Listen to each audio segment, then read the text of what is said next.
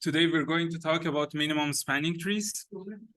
And we're going to basically see a greedy algorithm, and then we're going to see different variants of this greedy algorithm that use a lot of the data structures and techniques that we have seen until this point. Okay, so let's start. So can you stop talking? So minimum spanning tree. Let's say that I'm given some graph and my graph is connected. A spanning tree in this graph is just any tree that connects all of the vertices together. Okay, so that's the sense in which it's spanning. So a spanning tree is just a tree. Let's call it T. And it has to be a subgraph of my original graph G, such that every vertex in G appears in T.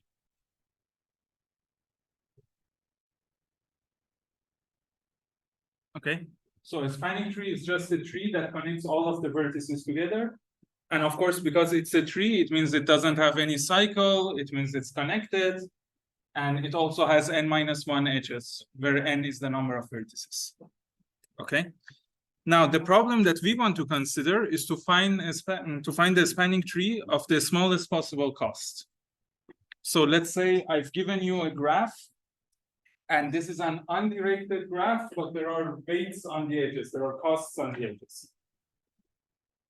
And I ask you for a spanning tree such that the total cost of all the edges of this spanning tree are as small as possible. So my input is just going to be an undirected graph G with vertex set V and edge set E. And I'm also going to assume that my graph is connected, because of course, if my graph is not connected, I cannot have a spanning tree. But of course, I can have a spanning tree in each one of its connected components separately, but then I'm just solving the same problem on each connected component. So I say an undirected graph G that is connected.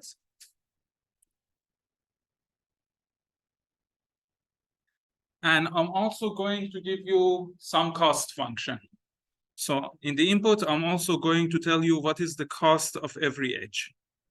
So for every edge, I'm going to give you a cost. And that's the cost of including that edge into your tree. And as the output, I basically want you to output a spanning tree. So a spanning tree T. Let's say this is on the same set of vertices, but it has a new set of edges. And it's going to be a subgraph of my original graph. And of course, I want to minimize the total cost such that the sum of the cost of all the edges that are in my tree is minimized.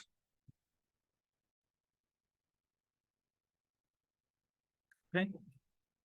So intuitively, I don't know, think of this graph as the vertices corresponding to some cities. And let's say that the edges are not actual roads, but they are roads that we can build if we want to connect these cities. And then each road has a cost. I want to make sure that all of the cities are connected together, but I want to pay the smallest possible cost. So I want to build only a subset of the roads such that I can go from every city to every other city, but the total cost is as small as possible. That's basically what a minimum spanning tree is going to be. Now, the minimum spanning tree is not unique, right? So you can imagine if I have, for example, a complete graph, and if all of my vertices, all of my edges have the same weight, all of my edges have a cost of 1, then any spanning tree is a minimum spanning tree, right? Or actually, any tree on those n vertices is a minimum spanning tree. So it's not unique. And we're not looking to count the number of minimum spanning trees or to find all of them. We're just looking to find one spanning tree. So if there are several solutions, you can give me whichever. Okay. So this is an example, and actually I copied this shamelessly from CLRS. So this is a graph, and then the highlighted edges are a minimum spanning tree. So now the question is, how can I create a minimum spanning tree?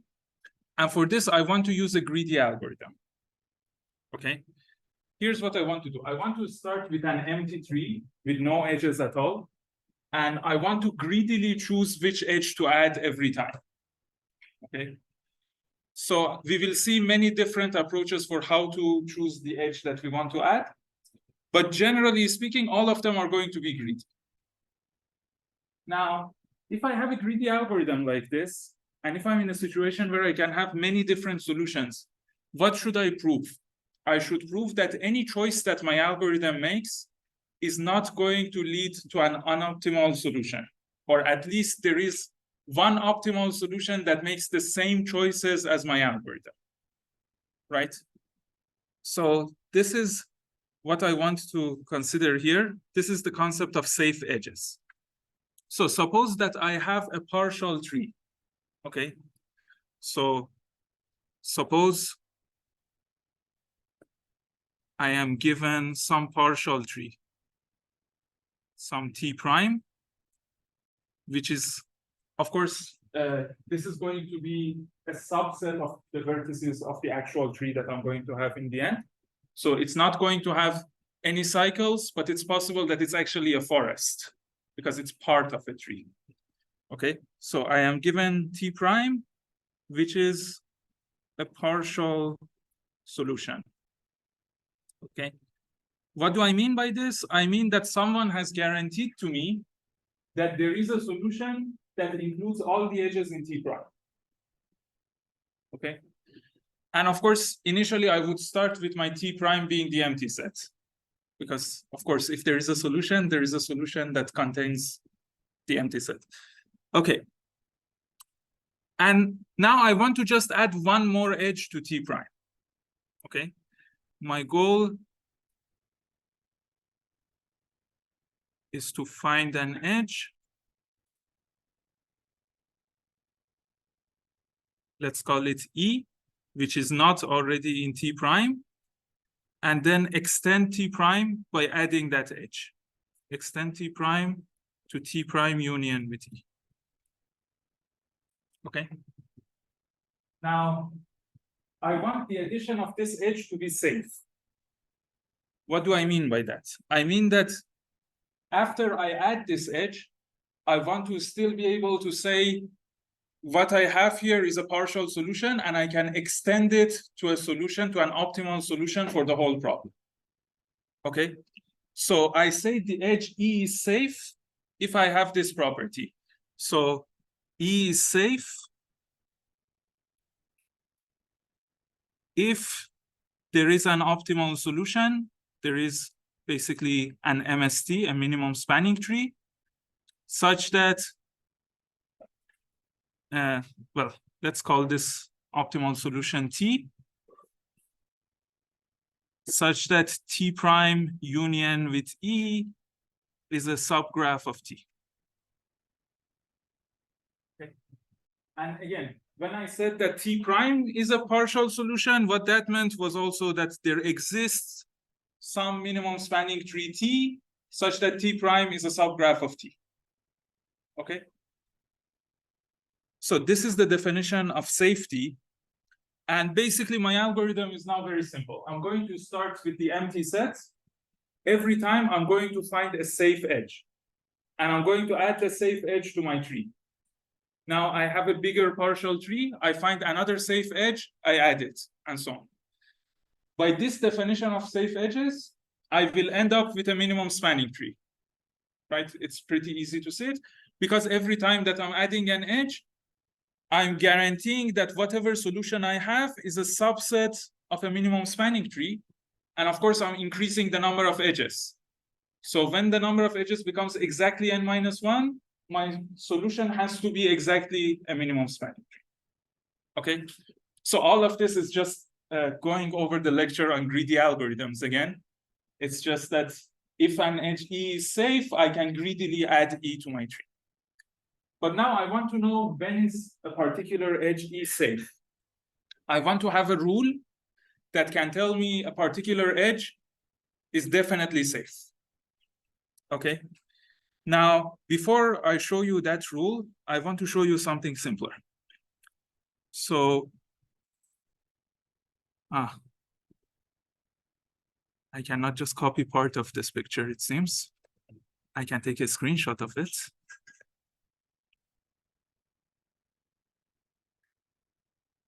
Okay.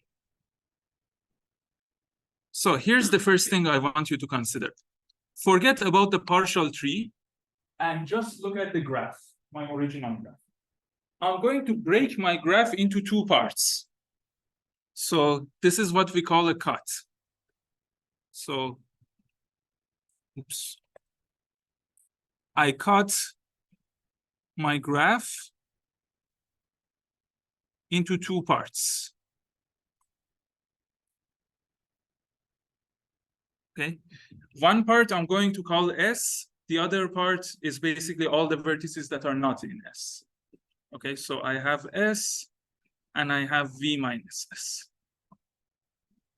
Okay. Now I'm going to say, look at all the edges that go from one part to the other part. Look at all the edges that go from S to V minus S. What are these edges? I have this edge, for example. I have this one. I have this edge. I have this edge. And I have this one. Okay, so these are all the edges that are going from one side to the other side. And by the way, I chose my set S arbitrarily. I'm just picking some vertices. I'm saying you're S, everyone else is V minus S. Right? And then I'm looking at all the edges that are going in between. Now, I claim that there is an optimal solution that includes the edge with the smallest weight among these edges that go from S to V minus S. I claim that there is always a minimum spanning tree that contains that edge with the minimum weight. Okay. So among these edges that go from one side to the other, right now I have 8 here, here, I have 11 here, I have 7 here, and I have 14 here. So my claim is that there is a minimum spanning tree that contains the edge 7. Okay. So this is what I'm saying. Let E be an edge with minimum cost that goes from S to V minus S. This was capital S. I claim that there is a minimum spanning tree that contains this particular edge.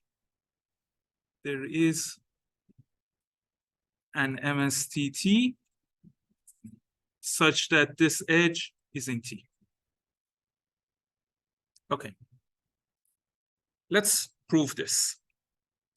So again, this is just like the proofs that we had for all the other greedy algorithms. I'm going to say, suppose someone else gives me a solution.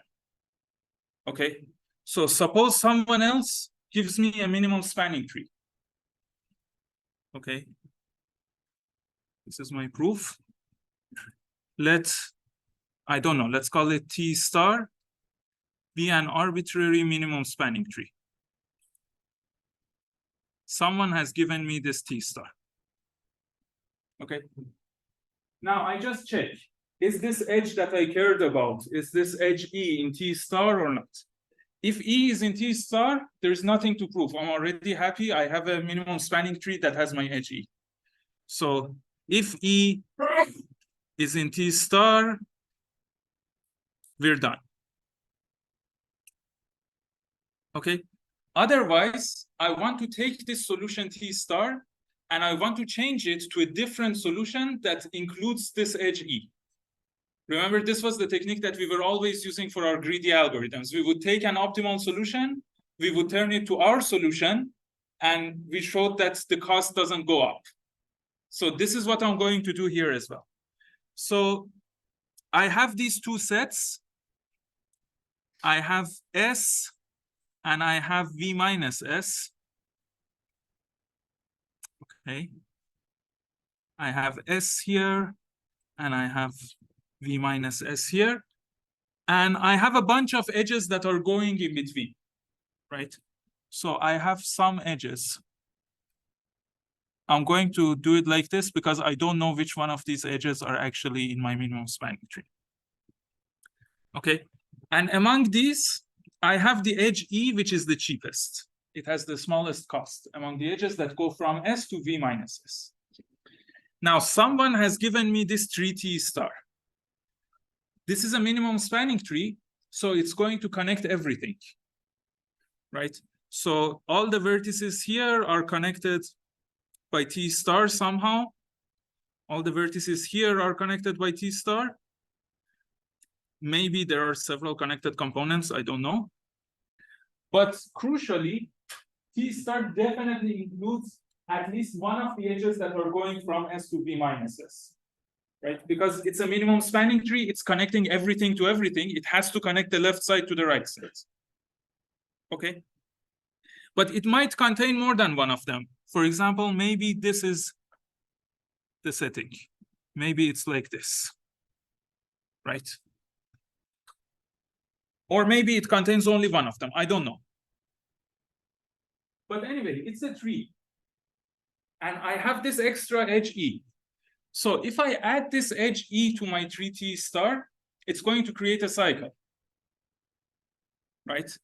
So I have these two endpoints of E, and these two endpoints were somehow connected to each other before. They had some path to each other in T star. Because again, T star is a spanning tree, so it's connecting everything to everything, right? So if this edge went from vertex U to vertex V, there was already a path from U to V somehow. Okay. So now when I'm adding this edge E, it's creating a cycle. Let's say the minimum spanning tree was something like this before, and this U is connected to V, and I don't know, let's connect this one like that. And let's do this. Okay. So before, and let's say there are even more edges here. Before I added the edge E, there was a path between U and V. So I can take, for example, this path. Okay. Now I've added the edge E. So by adding E, I'm creating a cycle. So I no longer have a minimum spanning tree. But it's a cycle between U and V. So it's starting from U, taking the edge E to V, and then taking some other path back to U. That other path has to go from V minus S back to S, right? So that other path contains at least one edge that was crossing S and V minus S. Maybe it contains more than one. I don't care. It contains at least one, right? So here's what I do. I say, remove that one edge from the tree and add E instead, right? Now I again have a tree, and the cost of this new tree is at most the cost of the previous tree. I didn't increase the cost. I might have decreased the cost if the edge that I removed actually had a cost larger than E, but if the cost was exactly equal, I kept the cost the same. But now I have a minimum spanning tree that contains the edge. Okay, good. So, but this lemma is only giving me a way to find a safe edge when I don't already have a tree. So it can only help me find my first edge, right? Because all I'm saying here is that if I have one edge E, that is like the minimum cost edge from S to V minus S, then there is some minimum spanning tree that contains this edge. But again, maybe there are many edges that have some minimum spanning tree containing them. The important point is that I want to find one of these minimum spanning trees. So what I want to do is to actually have a stronger version of this lemma. where I can say that I already have a partial tree and I want to extend it. Okay, so this is what I'm going to do. Let me again copy this. And then create a new page. So I want to have a better lemma. This is my better lemma. I say, suppose someone has given me a partial tree. Okay, so given a partial solution, let's call it T prime. I'm going to again cut my graph into two parts. I'm going to define a set S and a set V minus S. But now I want to make sure that none of the edges in my partial solution go from one set to the other set. So for example, this edge is entirely in S. These edges are entirely in V minus S. Okay. So given a partial solution T prime, we break down the graph. And we do this again arbitrarily. I can choose my own set S arbitrarily into S and V minus S. But now I just add one extra condition here, and it's that I'm doing it in a way that none of the edges of the partial solution goes from one set to the other. So that there is no edge in T prime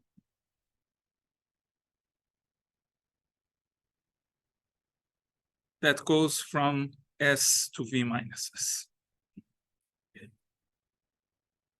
Okay. I just realized that I talk about these edges that go from S to V minus S a lot. So let's call them something. Let's call them interesting edges. Okay. So an edge is interesting if it goes from S to V minus S. Okay.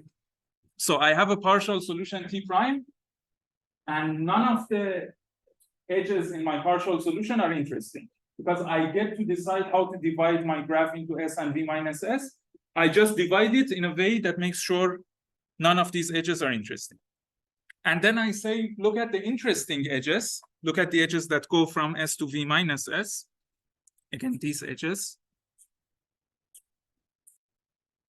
And find the one that has the smallest cost. And again, if there are several, I just pick one. It doesn't matter which one. And I say that one is a safe edge to add.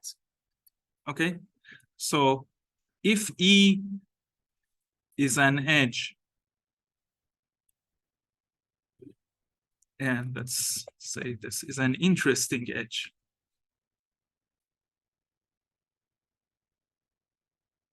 with the smallest weight,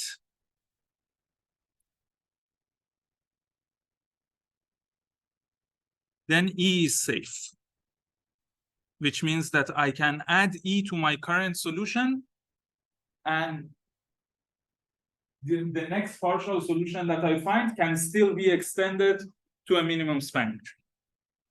Okay. So the proof is exactly as before.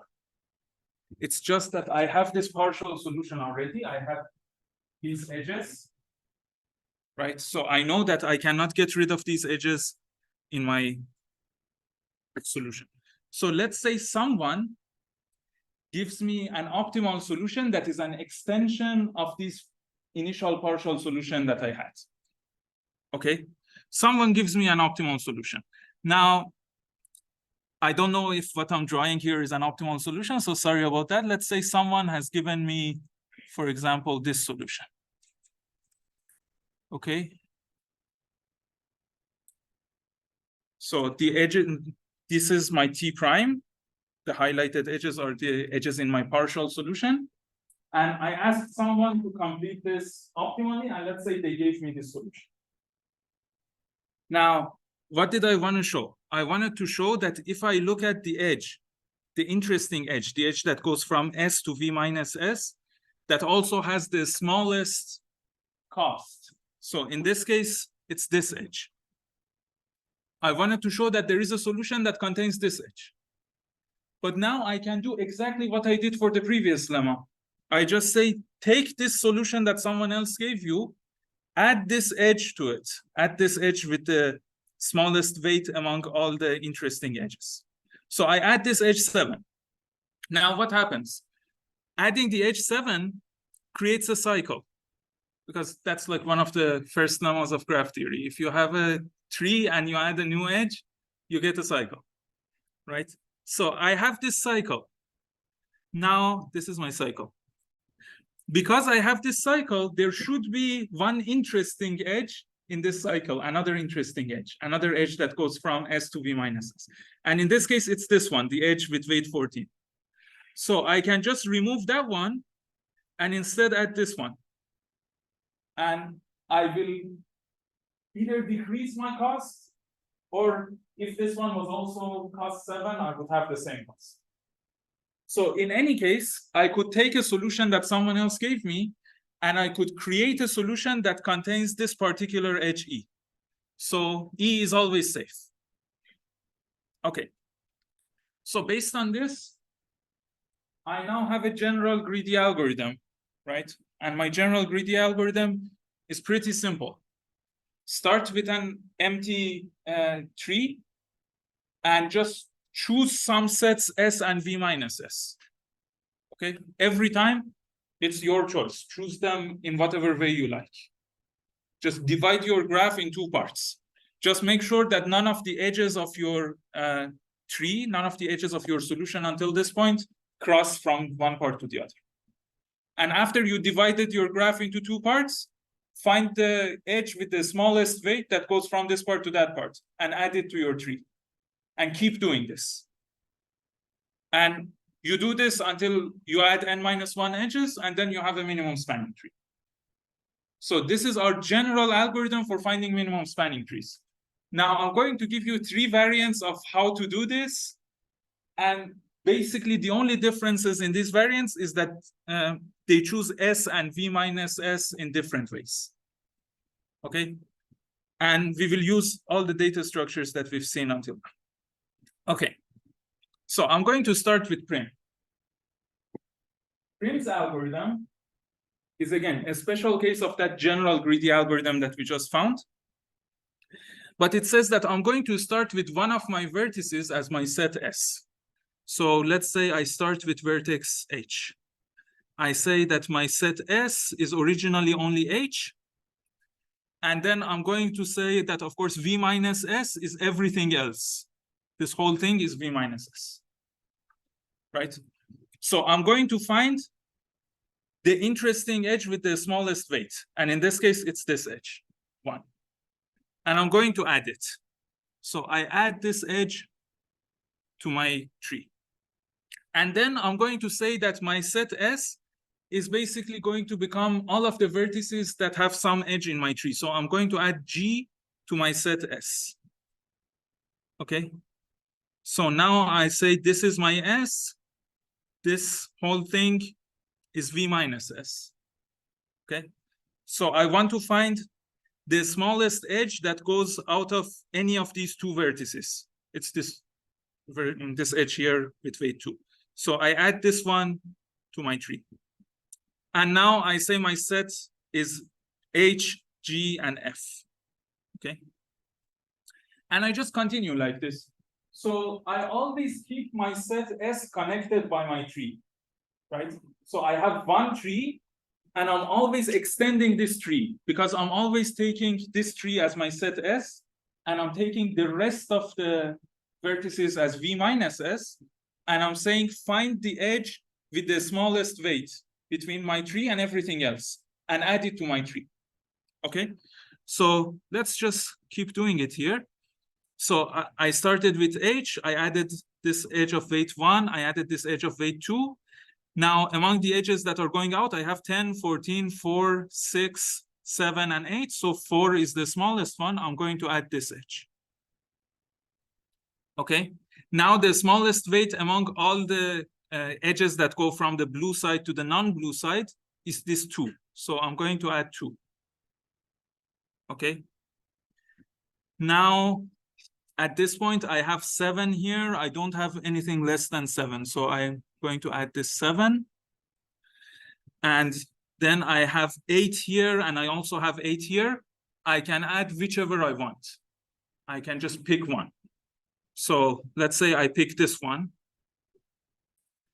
Now, again, among all the edges that go from the blue part to the gray part, the smallest weight is this one, which has a weight of 4. So I'm going to add this.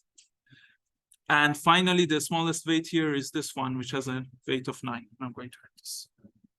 Okay, so this gave me a minimum spanning tree. It's a minimum spanning tree because I can just apply the lemma for the general algorithm. It's just that I'm choosing my set S in a very specific way.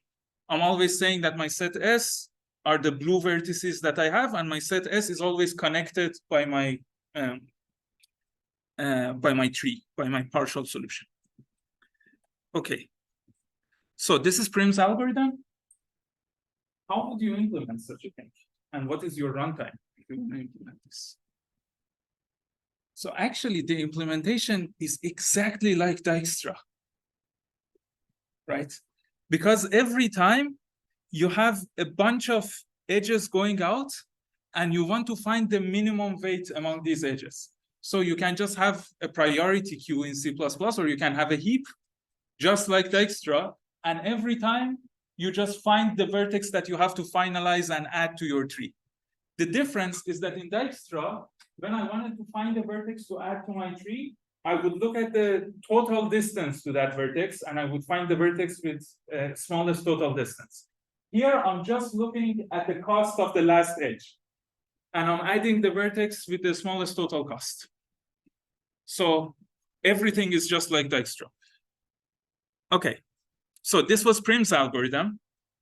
What is my runtime here? My runtime is also basically like Dijkstra, because here's what I'm going to do. I'm going to start with a vertex, and I'm going to just keep track of a heap. And this heap is going to have all of my vertices and the weight of the smallest edge that goes to that vertex, right? And that's going to give me a heap of size n. And I have to update this heap for each one of my edges exactly once. So my total runtime is m log n, where m is the number of edges and n is the number of vertices. Now, I can also do it in m plus n squared, right? Why is that? Why can I do it in m plus n squared? Because instead of keeping a heap, I can just have a list of the distances, well, not distances, the smallest edges going to every vertex, and I can just find the minimum every time. So it's m plus n squared, but m is at most n squared, so it would just be n squared. So I can implement this in either m log n or n squared. Again, just watch the lecture on Dijkstra. It's basically the same thing. The only difference is that instead of sorting the vertices by their total distance, I'm always adding the vertex that has the smallest outgoing edge, sorry, incoming edge. Okay, so this is Prim. Now let's do Kruskal. So Kruskal's idea was that instead of always keeping one tree, one connected tree, and trying to extend it, I'm just going to consider a ton of trees. I'm going to have my partial solutions have several connected components, be forests. And every time I'm going to ask, what is the smallest edge that I can add? Okay, so here's the thing. I first look at all of my edges and I ask, what is the edge with the smallest weight? It's this one. I add it. Okay. Then I go over the edges in the order of their weight. Basically, I see that, well, there is an edge of weight 2 here. So my question is, can I add this edge to my solution? And the way I find that is that I ask, in my current solution, are these two endpoints in two different connected components, or are they in the same connected component? If they are in the same connected component, I cannot add this edge because my solution would no longer be a tree. If they are not in the same connected component, I can take the connected component of one of them and say this is S, and everything else is V minus S. And then this edge would be the least costly, interesting edge. So basically, my algorithm is that I go over all of my edges in sorted order. And for every edge, I ask, are the two endpoints in the same connected component? If yes, I don't add this edge. If no, I add this edge. Okay? So I look at this edge with weight 1. Are the two endpoints in different connected components? Yes. So I add the edge. I look at this edge with weight 2. Are they in different connected components? Yes. So I add the edge. I look at this one with weight 2. Are the two endpoints in different connected components according to my tree, according to the blue edges? Yes. So I add this edge. Now I look at this 4. Are they in different connected components? Yes. So I can add this 4. I look at this 4. They are in different connected components, the two sides. So I can add this one. Okay. What is the next smallest weight? It's 6. So I look at this 6 and I ask, are the two endpoints in different connected components? No, they're actually in the same connected components now. So I cannot add this edge. So I wouldn't add this edge. Now I look at this 7.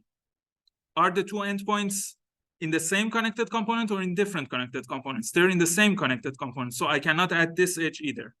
I look at this 7. I see that they're in different connected components, so I can add it. I look at this 8. I see that they're in different connected components. I can add it. I look at this 8. I see that they're in the same connected components. I'm not going to add it. I look at 9. They're in different connected components. I'll add it. And finally, I look at 10. Well, no, I still have more. I look at 10. They're in the same connected component. I'm not going to do anything. I look at 11. They're in the same connected component. I look at 14. They're in the same connected. Okay. So this is Kruskal algorithm. And again, it's correct because it's just a special case of that general algorithm. Okay. So Kruskal's algorithm is actually quite easy to write. It's just sort all edges by weight. Okay. And then for every edge EI, for every edge E in this sorted order, and let's say this is an edge going from vertex U to vertex V, you just use the data structure that we saw in the previous lecture on disjoint sets and union. So you just query, are U and V in the same connected components in my solution? So I do a query and I ask, are U and V in the same place? If they are in the same connected component, I cannot add this edge. But if the answer is no, if this is 0, then I add the edge E. So add E to the solution. And of course, this means that I have to also now merge U and V because they were in different connected components before, but after I added the edge between them, they're now the same connected component. So I would just do merge UV. That's it.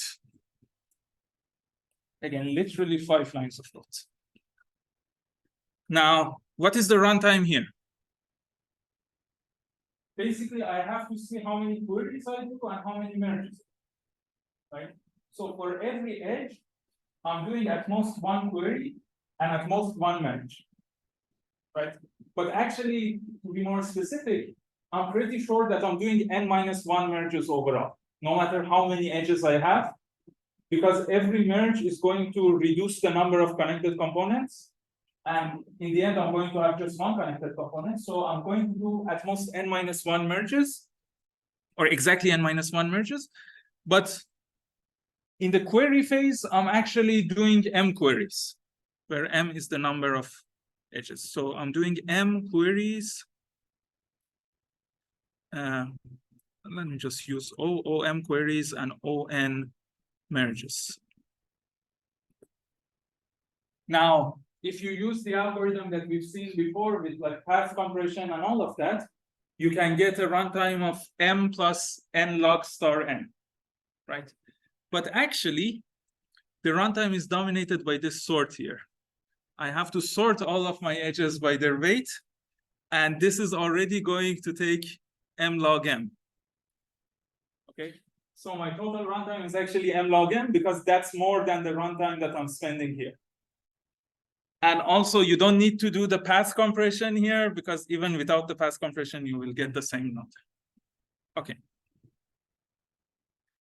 So great. We've seen two algorithms. We've seen prim, which is basically like Dijkstra. We've seen Kruskal, which is just sorting and then using DSU. I'm going to show you another algorithm. This is Borufka's algorithm, and I took this one from Wikipedia. So the idea in Borufka is that we're going to do something similar to prim and Kruskal, but instead of adding one edge at a time, we're going to add many edges at the same time. Okay, so this is the idea. Add many edges together.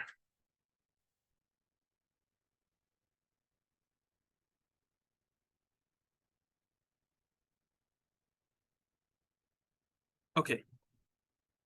Why would this work? Here's the thing. First of all, I'm going to order all of my edges. Okay. Now I have an obvious way of comparing edges, and it's by just looking at their cost, right? But when the costs are equal, I should still have an ordering. So this algorithm really depends on having a complete ordering on all of the edges. Okay. So imagine that all of my edges, they not only have weights, but they also have an index. And if the weights of two edges are equal, I would prefer the edge with the smaller index. Okay, so whenever I'm saying I'm comparing two edges, one of them would be smaller than the other one. Okay, this is something that I need for Borufka. Now, here's the idea. It says look at every vertex and look at the smallest edge that is going out of that vertex. Okay, so I look at vertex A, the smallest edge that goes out of A is 6. I look at vertex B, the smallest edge that goes out of B is 1. C, the smallest edge is 7. Okay, D, the smallest edge is 1. So sometimes the smallest edge is the same. For example, for B and D, for both of them, the smallest edge is 1. Okay, now for E, the smallest edge that goes out is 2. I did C, right? For J, the smallest edge that goes out is 4. For L, it's again 4. For K, the smallest edge that goes out is 10. I did J. For H, the smallest edge that goes out is 15. For I, the smallest edge that goes out is 5. Borufka says add all of these edges together. Okay. Now, why is this fine? Why is this safe? So here's the thing. Originally, each one of my vertices is its own connected components, right? No vertex is connected to any other vertex. So if I just look at the smallest edges that are going out and I add all of them, I have to just prove that these will not create any cycle. Because otherwise, if I'm pretty sure that each one of them is optimal on its own, each one of them is safe on its own, right? So for example, here I could do something like Kruskal. I could take the vertex, I could take this one and add it first, and then take the one that has like weight 2 and add that one, and so on. I could add them one by one in order. But the reason I can add all of them at the same time is that each of them is safe, and they're also not creating any cycles. Okay, now how do I know that these don't create any cycles? What happens if I have a cycle? So let's say I'm going to just do a triangle here. Let's say I have this. Let's say I have A, and the smallest edge that was going out of A was this one. So it was E1. And then I have B, the smallest edge going out of B was E2. And I have C, the smallest edge going out of C was E3. Okay. Because the smallest edge going out of A was E1, that means E1 is less than E3. So it either has a lower cost, or in my ordering, it's before it, right? They have the same cost and it's before. Now, because E2 is the smallest edge going out of B, E2 is less than E1. And because E3 is the smallest edge going out of C, E3 is less than E2. Now, this is a contradiction, so I cannot have a cycle. And this would work for cycles of any length. And that's the reason why I needed a total order on my edges. I said that if you have edges of the same weight, you cannot just arbitrarily choose. You should have a total ordering. You should have a way to compare every edge with every other edge. And that guarantees that when I'm doing this, I will not get any cycles. But that was just the first stage of my Borufka algorithm. So I took each one of my vertices and I said, look at the smallest edge that is going out of this vertex and add all of these smallest edges together. Now I say in each of the next steps, I say look at all of the connected components and find the smallest edge that is going out of this connected component. Okay. So what are my connected components right now? I have this connected component. This is my first connected component. PC should not be there. The PC out of C should be 6. Oh, you're right. Yeah, I'm really bad at doing things by hand, sorry. Yeah, so this is one of my connected components. This is another connected component.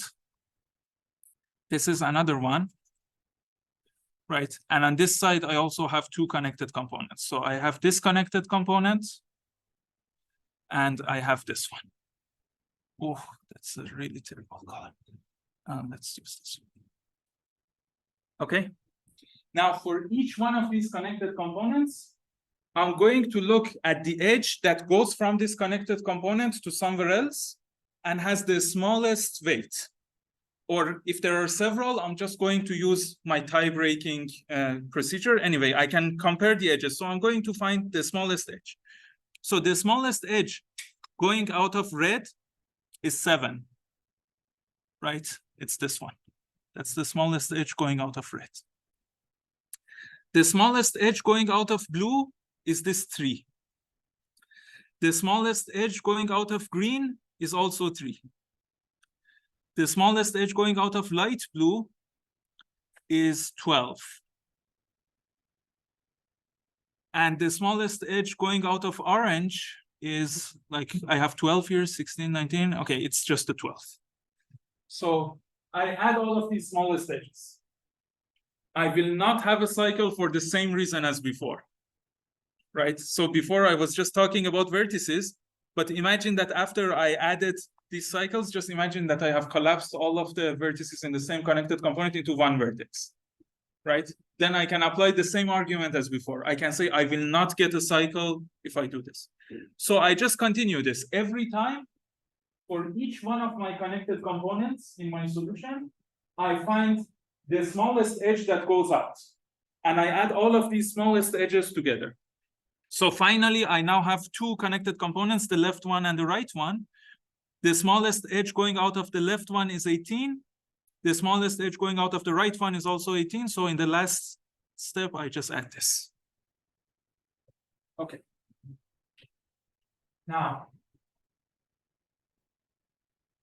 2 questions. The first question is, how many iterations does this algorithm take? How many times should I do this algorithm? Now, here's the interesting observation. After every iteration of the algorithm, the number of your I don't know why I say strongly, the number of your connected components is cut in half, right? Because every connected component is merged with at least one other connected component. So every time that you run this, the number of connected components is going to be cut in half. Originally, each vertex is its own connected component. So you're going to have at most log n iterations. Now, how much does each iteration take? Well, for every iteration, you have like a partial tree, and you want to say for every connected component of this partial tree, what is the smallest edge that goes out? Okay, this is actually just the DFS. Right? So if I have several connected components, I start at one connected component, I do a DFS, but I always remain in my tree. But at every node, I just check the weights of the edges that are going out. And I pick the smallest one. So I'm just doing a DFS over my whole tree, of course, one DFS per connected component. So every iteration is taking O(n plus m). So my total runtime here is n plus m, all of it times log n. But remember, my graph is connected. So m is at least n minus 1. The number of edges is at least the number of vertices minus 1. So my total runtime is O m log n. Right? So again, this is just like DFS. It's DFS with some interesting ideas about which edges to add together, and it gives you a runtime of m log n. This one is just using the disjoint sets from the previous sessions. And this one also gives you like a runtime of m log m. But by the way, this is not different because m is at most n squared. So log of m is at most 2 log of n. So these two are actually the same. This is also m log n. This is m log n as well. And finally, we had this one which looks like Dijkstra. And this is also m log n.